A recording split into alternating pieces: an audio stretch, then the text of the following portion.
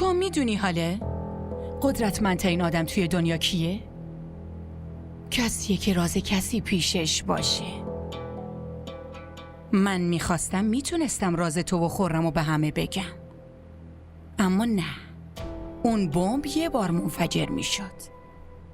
اما الان همه ی عمرت استرس فاش شدن این رازو با خودت خواهی داشت، مگه نه؟